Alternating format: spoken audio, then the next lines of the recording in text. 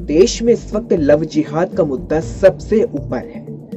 इस वक्त देश की राजनीति में चर्चा लव जिहाद पर हो रही है, लेकिन सवाल है ये कि आखिर लव जिहाद पर आखिर इतनी बहस क्यों है। लेकिन इस वक्त हम चर्चा बिहार की करेंगे। बिहार में इन दिनों नई सरकार का गठन हो चुका है, लेकिन लगता है कि बिहार में बीजेपी और जेडीयू के बीच तकरार आ गई है, क्योंकि बीजेपी नेता गिरिराज सिंह के लव जिहाद की मांग को लेकर अब जेडीयू और बीजेपी के जो ख्यालात है वो अब एक सुर नहीं दिख रहे। यही कारण है कि अब माना जा रहा है कि क्या, और सवाल उठने लगे हैं कि क्या बीजेपी और जेडीयू के बीच तकरार आ गई है। इस रिपोर्ट में देखिए।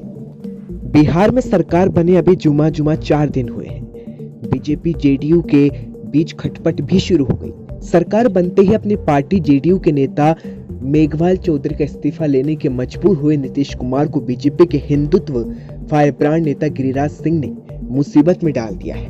देश भर में बीजेपी शासित कई राज्यों की सरकारों ने लव जिहाद को लेकर कानून बनाने की तैयारी कर ली है। मध्य प्रदेश में लव जिहाद से संबंधित कानून लाने की तैयारी जोरों पर है। उत्तर प्रदेश की योगी सरकार इसके लिए अध्यादेश ला रही है। कर्नाटक, हरियाणा में भी इस पर दिशा में काम किया जा रहा है। बिहार में बीजेपी सरकार में है, इसलिए सवाल खड़ा हुआ है कि क्या यहाँ की सरकार भी लव जिहाद को लेकर कानून बनाएगी। इस सवाल के जवाब में गिरिराज सिंह ने साफ कहा है कि राज्य को लव जिहाद पर कानून बनाना चाहिए और बिहार में भी इसे लाना चाहिए।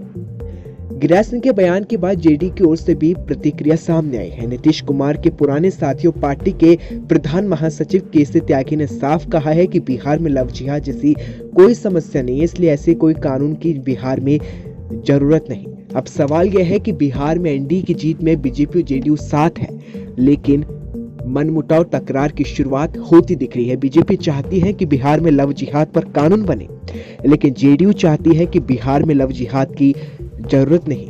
आपको बता दें, इससे पहले चुनाव प्रचार के दौरान भी एक क्षण ऐसा आया था जब बीजेपी और जेडीयू के विचारों में फिर मतभेद देखने को मिले थे।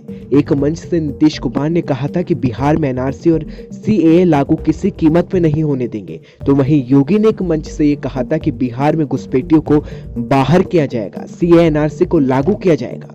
उसके बाद अब लव जिहाद पर भी दोनों पार्टियों के, यानी कि दोनों सहयोगी के दिलों से एक आवाज नहीं निकल रही है। तो सवाल है कि क्या अब नीतीश कुमार मुसीबत में फंस सकते हैं, क्योंकि महागठबंधन के पास जाना उनके पास विकल्प नहीं। और बीजेपी के हिंदुत्व वाले बयानों के बाद अब नीतीश कुमार के सामने भी कई चुनौती पैदा हो चुकी है।